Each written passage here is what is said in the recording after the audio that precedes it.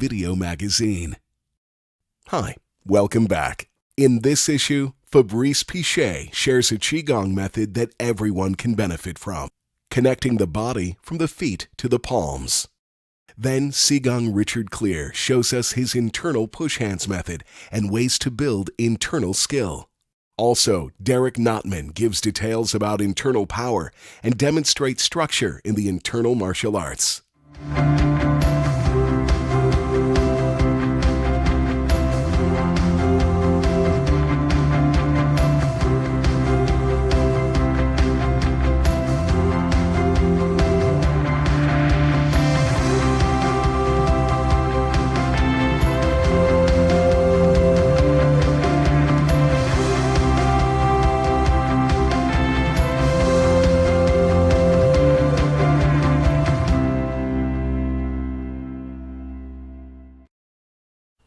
Hi everyone, and welcome to this video magazine edition.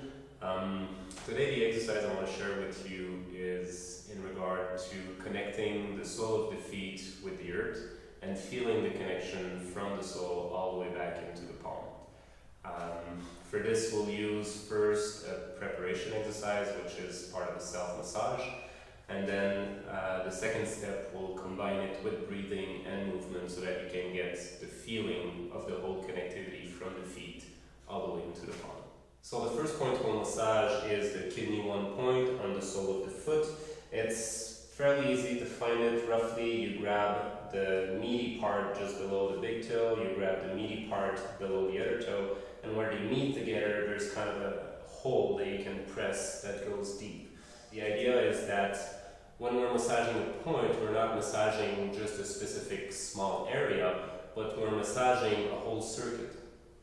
The point is just the entry area to activate the circulation through the whole meridian.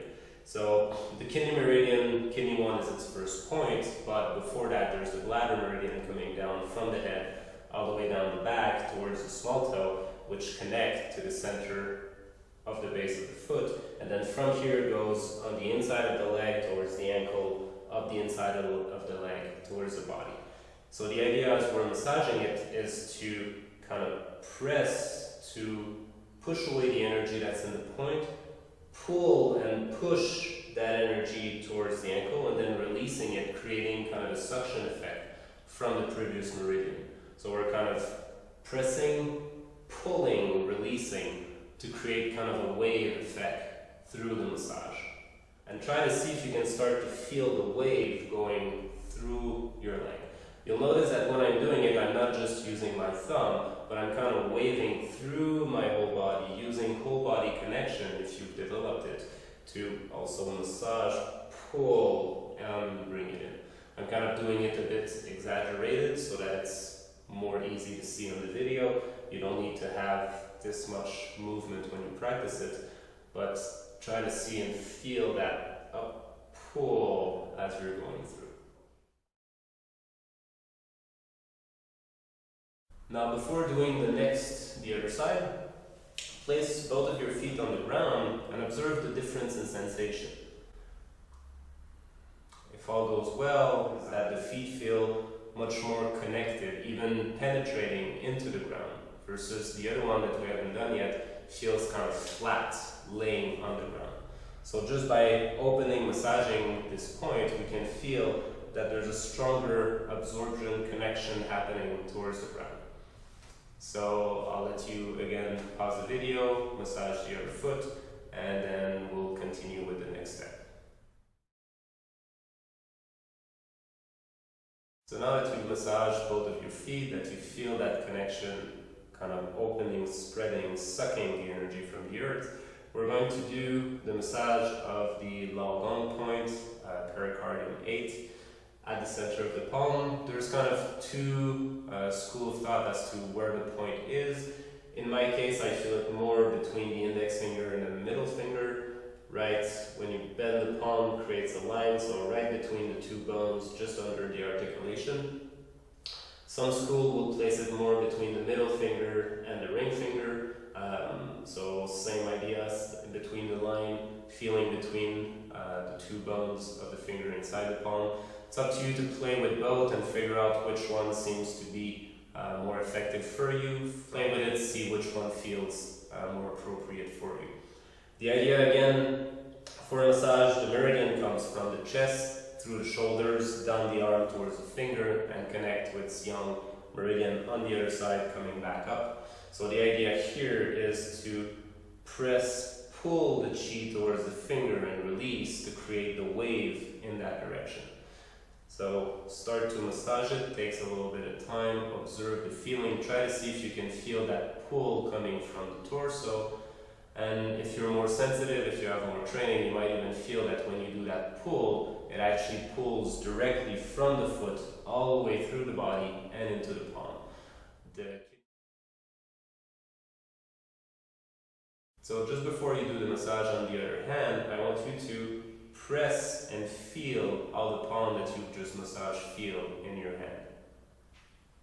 Normally it should feel a little bit like a wet sponge. There's an elasticity, a sponginess to it, density to it also that's more fluid. And if you check the other palm just before you massage it now, you'll notice that it feels a bit more like a dry sponge. It's a bit more thick, not so much in size, but kind of harder. It doesn't have that same elasticity into it.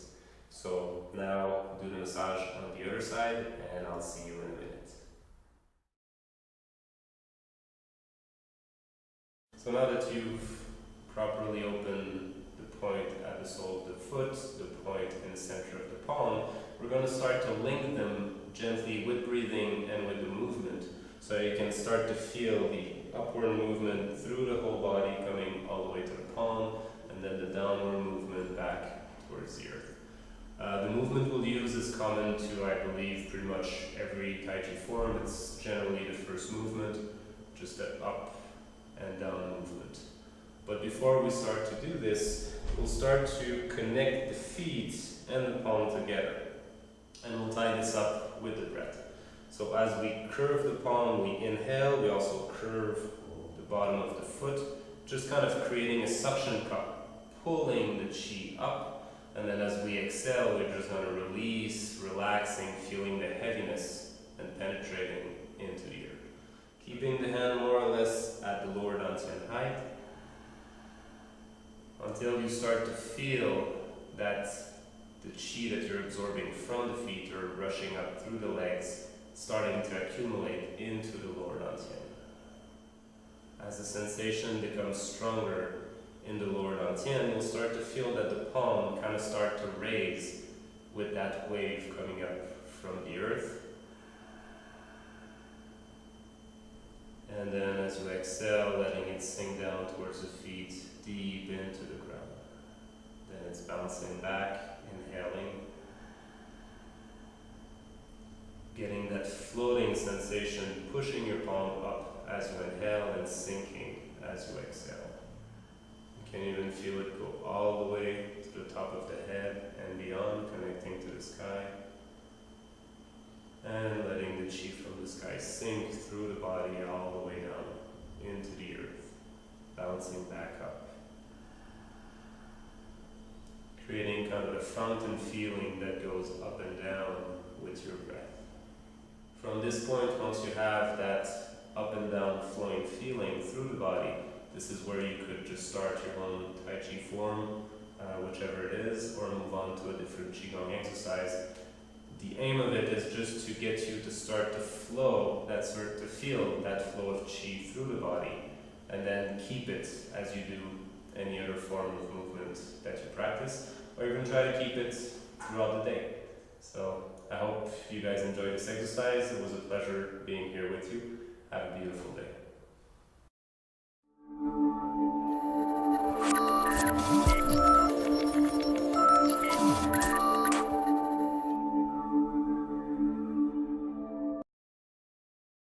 Hi, I'm Richard Clear here at Clear's Tai Chi in Maryville, Tennessee, and this is the home of clearstaichi.com. At Clear's Tai Chi, our mission is to fuel a revolution in Tai Chi instruction based on function. We seek techniques and methods that produce results. We aim to inspire a deeper appreciation of Tai Chi by making the closed-door, inner circle secrets of the art available to the public. I am a student of the art first, and then a teacher second, but also I'm a student of how to be a good teacher and how to get other people to really be able to do Tai Chi skills. In over 40 years of study, I have not found anything that imparts internal power as fast or as effectively as Clear's internal push hands. And by the way, when I was first taught it, it was called Wu style, Wu's internal push hands, and actually Ma's personal no style push hands. And what I've been told is that after he died, the instructors, the senior instructors for the method, all went back to deep secrecy, acting like the method didn't exist, even though all of the closed door indoor students do it. And I asked one of the teachers that I was learning from, that was one of his senior students, well, should I call this Ma's internal method or should I call this Clear's internal? And they were like, go with that. Because they don't want people to even know it exists, which obviously I just told you. So Clear's internal push hands can be used to build literally any internal skill that you want to develop.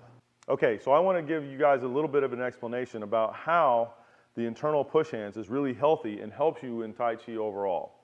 And so the basics of the method are that both people face each other. They actually both come close enough that you can touch the other person with your forearm in a good pung shape. And you want to actually be able to put that on their body if this is possible.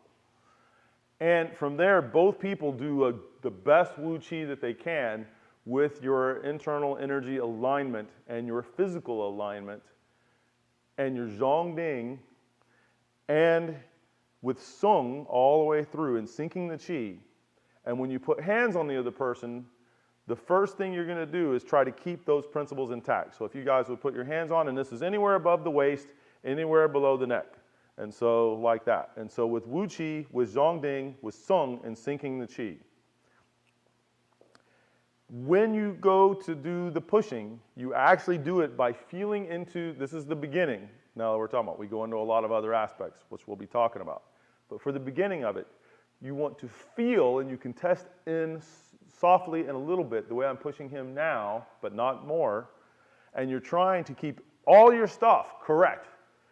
And you want to tell, is there a place in him where there's a break in the alignment? Is there a place where he's holding inappropriate tension? Is he holding something up, higher up, instead of letting the Qi sink all the way through? Is the Zhongding off as well?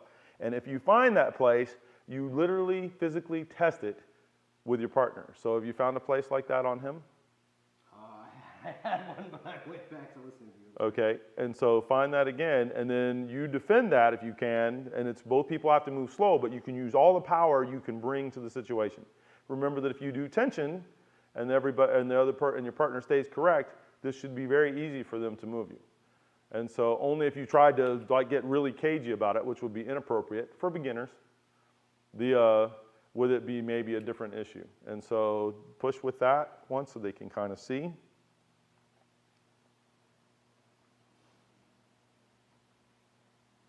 Now this is for developing a really good Tai Chi body, so you found a place in him where it was off. Yeah. Where? Yeah, he was bunching. So he was tensing up top, and you pushed that tension. So now that tells him that he needs to relax that part more, and that kind of thing. And this has developed that Tai Chi body, and the importance of your physical testing feedback method is that it really helps you directly to do that and to get a working and functional knowledge with doing that. You can then take that information, so he did better this time, so step away from each other, but keep all your stuff, all the alignments, all of the softness, the syncing the Qi, the Zhongding, step away from each other, but keep that. So when you stepped away, you lost it. He's trying to keep it, but he's struggling there, and go back to the way that you felt like that for it being correct with that feedback you got from your partner, and this is how you do your standing. And then when you do your form, does this feel different than the way you normally stand? Yes. Okay, and he said yes. And so when you do your form, you keep this same quality in your body that you got from that feedback telling you that it's correct. And so now your push hands and your form and your standing practice are all really working on building the connected, appropriate, quality Tai Chi skills. All right, so this skill, like I said, I showed you the first part there for some of the health stuff and really something that you could work with long term for health. Now I'm going to show you a little bit of the martial. And in the martial side of this, what you're learning is how to buy feel on the person's body to isolate things, pinpoint things, to tell where they're off in their structure, in their relaxation versus tension, and actually over time in their movement or in their thinking. And so one of those is an internal seizing, where you can literally feel, as you feel inside the person and you get better and better and better at it, you can, so go to push me and move me out of there just like that. And you can literally seize them inside their body. Logan, if I can have you. And it'll be different depending on what's going on with the person. His better seize is actually here. Go ahead and go to push me or whatever. And he's stuck there. Like that. Thank you, gentlemen. Once you begin to really get the understanding and can do that, then you begin to be able to reach inside of them and figure out where they're trying to move and what they're doing and where things are off and what they're doing with it. In other words, it's more dynamic and all of that. And then as you get the better sense of that and their insides and the internal energy and all the other things that are factors in all of this, you begin to get to where you can do something like I'm doing to him now. And it'll look different depending on who the person is and all that stuff. And I can do it where they're on top as well. Like that, coming in, put it on the bottom there, or one of each, doesn't matter.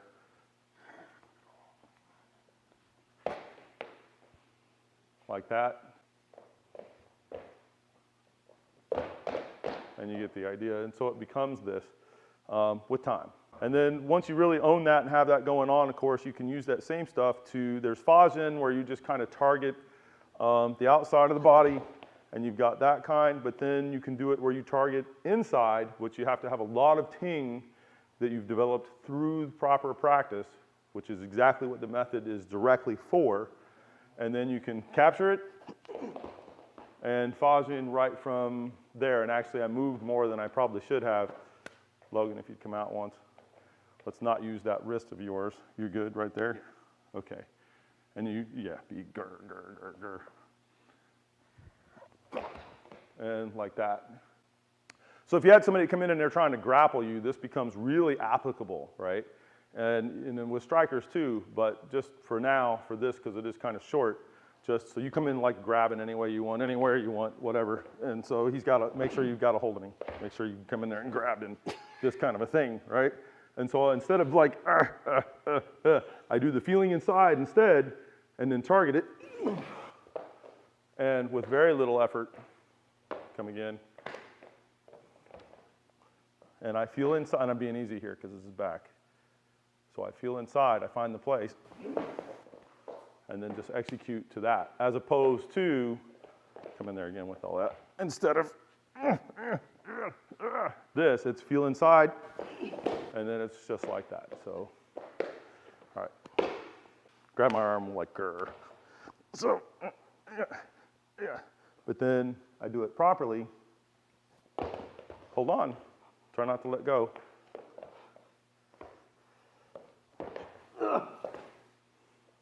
And really without much effort on your part, as long as the internals are correct. The annual Clear's Internal Push Hands Workshop is coming up again this coming August. It is a 5-day, full-day event packed with internal power training. We will have it listed on our site, on our member events page. If you already do a type of push hands, this internal push hands will take your game to a whole new level. If what you've been doing is only external push hands, doing the internal push hands will make it so that you probably don't want to go back to doing just that way ever again. Not if you're really interested in high-level Tai Chi skill. If you're new to push hands, this Clear's Internal Push Hands will definitely be the place you want to start in order to build real Tai Chi skill. For more information and to register, go to clearstaichi.com and check out the events page.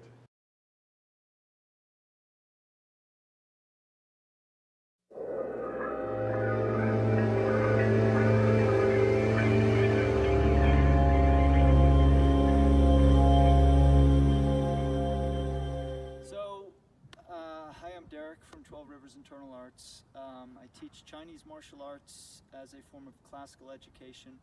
In particular, I teach the arts of Xingyi Luhe Chuan, Tai Chi Chuan, and Baguazhang. I teach a lot of Neigong and internal practices, as well as Jinshin Jitsu and Meridian and Mudra healing.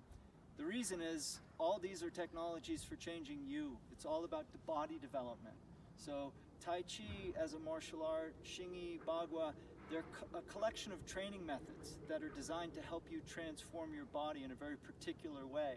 And what I mean by that is, the internal arts are on a different paradigm, and I'm not saying this is better or it'll make you invincible. I'm just saying it's pretty cool and it's fun and it's interesting. And the point is to be able to use your densest tissue, the bones in your body, to generate power. So if he reaches out to grab me, as soon as his force, because there's force coming out of his body and I connect it into my body, it goes back to him, okay? So the whole thing is predicated on an outreach or an input of energy.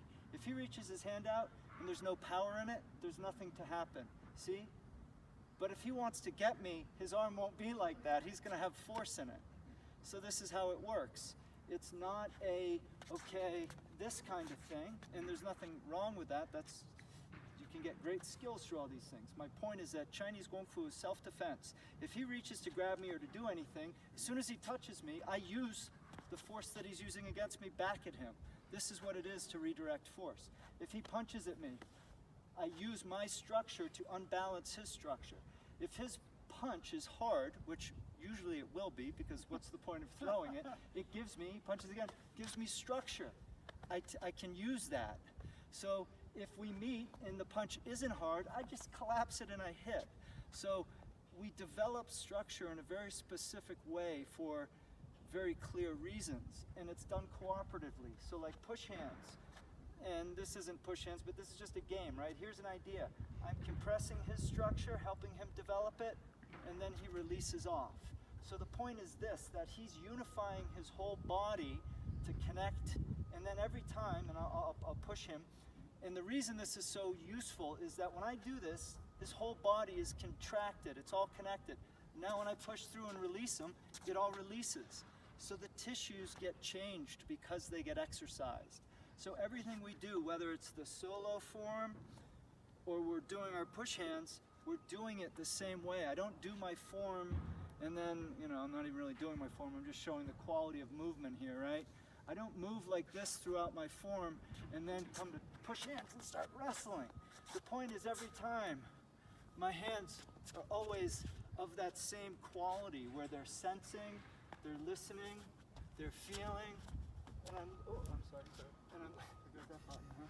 and I'm looking to get his whole body mass. Every time I touch him, if there's force coming out, I can seize his whole body. If there isn't, it's different. This is why if you do this and somebody's a good wrestler, as soon as you grab them, they're gonna go empty. So it doesn't just correlate that way. So why train it then? You train it because it makes you powerful. Internal power is about not using momentum. If I put my hand on him, what does it feel like? It feels like it went through. Yeah, this is the point, is that I don't have to do this to hit him. If we engage, I come through, and when I get there, my force is there because it's compressing through my body. There's all different levels of power and density development that are available. So the better you get at it, the less you need and the more power gets released. So it's a method that builds and develops, and the point is in training it correctly to bring about the physiological change in the body to develop the power. When you fight, you do whatever you want, right? I mean, if you're stepping correctly and your practice is correct, you're gonna be able to do all kinds of hard kicks and all this stuff because your body's open, it's strong. I can box, I can do all this stuff. It's not what I focus on, and I have great respect for it, but my point is that the training should make you strong and athletic and comfortable in your body so that when you move, you have power and agility without being bound up. This is the water quality that we're looking for. So we train to develop the skills through a coherent method to change the body. And when the body changes, the skills are there. I don't have to try to do this. As soon as I touch him, it's easy for me to control him. Now again, he's giving something to me. In other words, if his arm is just there in space and I push it, nothing happens. But as soon as his intention is to reach for me, I've got him, right? And if he's too strong, if his force is too strong, I don't sit here and fight it, I pull it through. So learning to have this discernment and to stand in your own space. So if he's grabbing me or trying to push me, I can keep my ground and be strong and be relaxed and be present and thereby be appropriate. So this is what we work on. Pursuing harmony in our own physical body through releasing the tension that pulls us out of alignment and harmony, and then learning to work with that with other people and in life in general. So, cheers.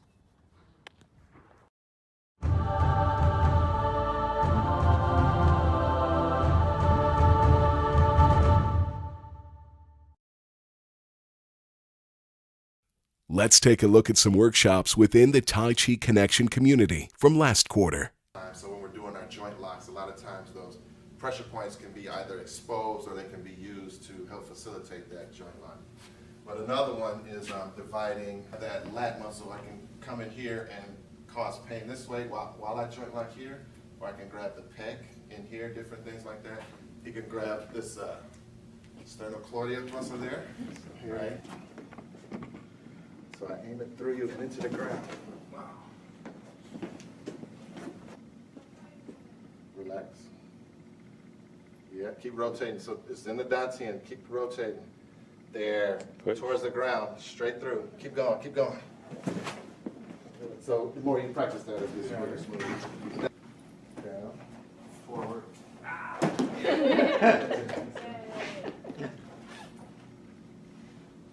I got a 915 on there. So the angle, this angle. Keep going. Take me back. So I'm not really trapped here. More of a rotating here. Yeah, there you go. Okay. All right. Okay. All right. And as I do it, so if I'm punching in and you go to joint lock me, and you're taking me that way, I'll let you have it. See how it disappears. From here, I'm across your center. Well, you saw what I did. I blocked it. I stepped in. Did you just take it out. An elbow lock right there? Yeah. Now step back. Right. You're on your So side what I'm right there. Right. Yeah. Actually, I did take you across here. I think he had his Quiet man. So I'm not going to, yeah, please, I want you to root. Don't let me pull you, okay? So I'm not going to pull with the arms. I'm going to close the quad and use dantian, right? So, but I have to be substantial. He has to feel it out there, and then just rotate. Yeah, root a little more. Even resist. Don't pull away. Stay into the ground. And I just turn. So if he doesn't move, I don't move. So I'm not doing this. I'll just relax. And I don't want to turn this without this turn. So they're connected. If he's too strong for me to move him with my dantian, then nothing moves. But everything is connected. I'm building that pathway by feeling from the foot through my center out to the hand. Nothing moves. So I just try harder. Sink, rotate. So everything.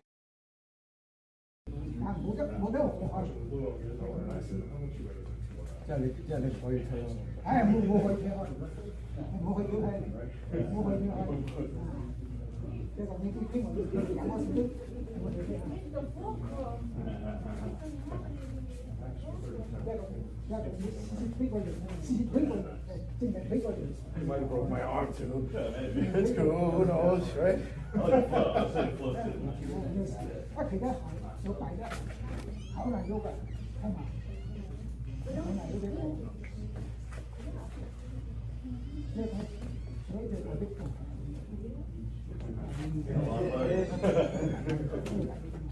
safe too, man.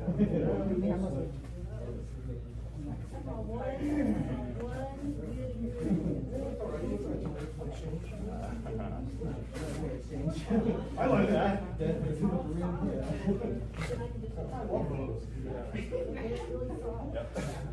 But we got some first. 就係咯，就係咯，但係我冇咁快，冇咁快啊！就係啊，而家就睇到咧，我上面咧就下邊咧仲要下邊，睇你穿住個穿胯部、腰部啊，你企好，我明得，你可以慢慢去做。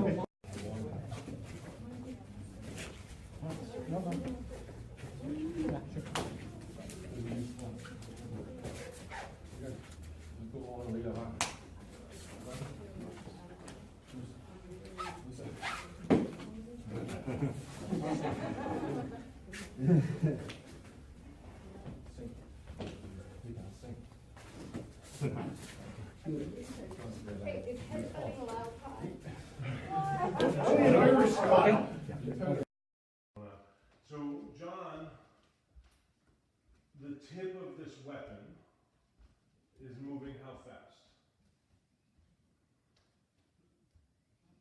Just keep going, just try, unless it's not hurting your shoulder or anything, John, no injury, you're fine. Just I have an injury, but it's all right. Alright, you can switch hands too if you want, that's fine. So, let's just say the tip of that is moving 10 miles an hour. I have no, just to pick a number. Fair? So, how fast is his elbow moving? Maybe half that. Okay, sure, 5. You know, I don't know what the math is, but 5 sounds fine. So how fast is his shoulder moving? I'm going to go with 0. Right? Maybe we'd say 1 or something, depending on, right? And his hand is probably moving 7 or 8 or whatever. Is that fair? So the tip of the weapon or the hand are moving quite fast, even though John's not really going fast, you know, it's just a ratio, right? They also cover an awful lot of area. And if John changed the circle this way, like between he and I, then that's an awful lot of area that's dangerous for me to cross, to start to actually deal with John, right? So if I was to deal with the fast moving part, right? What I like about dealing with the not that I deal with it this way, but what I like about dealing with the fast moving part is that I'm away from all of his other parts. I really like that. That feels good, right? So let's keep swinging this way. Yeah, you can face me a bit. So use your right hand now without the blade. Keep the blade there, just, so it's simplified. So what I like is this idea of addressing this here, because the rest of John is a long way away. So I like to block this and then break the knuckle and then bite him and throw him or something way over here. Like I like, beginners look like this, right? The problem is that moves really fast and it can't exist just spinning in this plane. It can exist in this plane. It can exist in anywhere here. Not only, this is the circumference. John can make smaller circles, bigger circles, change it. So that hand can be anywhere within the bigger circle. And it can be going very fast. It doesn't necessarily going fast, but it can be. So what I like about it is that it'll tend to be further from him or can be further from him than anything else. What I don't like about it is it can be going fast and it can be found in a lot of places, which means I can end up in the wrong place and then it hits me on the head. So he swings it around and then, I miss, yes. So, everybody clear?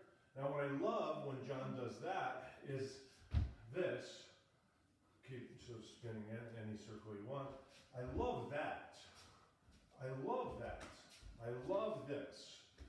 Because this is pretty much always right here, going 0 miles an hour, and it pretty much can't be anywhere else. I love that. So slow, please. The problem is that when I go for that, other things are a problem. Right? So we can see pros and cons of these. He punches, I love this, but I don't love it for other reasons. He punches again, I love this, but I don't like it for other reasons, because when he does that, I have to deal with these other problems. You guys, if I graph this, you can see a lot of pros and a lot of cons for both. So, what I most love is this. going 1 and it's not going 10, it's going 5. And it's not found everywhere. It's not found only in one place, but it's a reasonable amount of place. So what I like to do is consider the elbow. Because when John is moving around like he doesn't want, if he's moving around like he doesn't want me to just, in the front of the Kung Fu book, do a technique, me considering getting all the way to that shoulder, especially now we think about knives, changes an awful lot. Okay? So, what I think of this as is just elbow circles are my favorite circles lesson. Right? So, Colin, come on over the blade, please. So, Colin cuts. What I'm interested in is finding the elbow. In theory, I'd love to find this or that for the aforementioned reasons. But this is a hybrid of each, the worst and the best. Right? The only really good answer is not to be in this kind of situation. Right? Because when I check his elbow, so I say check, block, grab, whatever, I'm reasonably far from other problems, but I'm not out of the way. And it's going reasonably slow, but it's a challenge. It's not pretty much unmoving like the shoulder. I mean, the shoulder moves, but it's not locomotive. So this can change where it is. They both move, but this is not moving from place to place. Right? So the practice in intercepting a blade, now we're thinking about functionally using the hands rather than the simple Roman net idea we talked about, is finding the elbow. Now what I don't do is hyper-focus on the elbow and do this. What I do is I find anything between the middle of the forearm and the bicep, in other words, the high point of the tapered muscles. And then I apply enough pressure that I find my way to the elbow. Not with my brain, but with a ball rolling down a hill. So I just, wherever I got, I just find my way to the elbow. You can see here, eyes closed.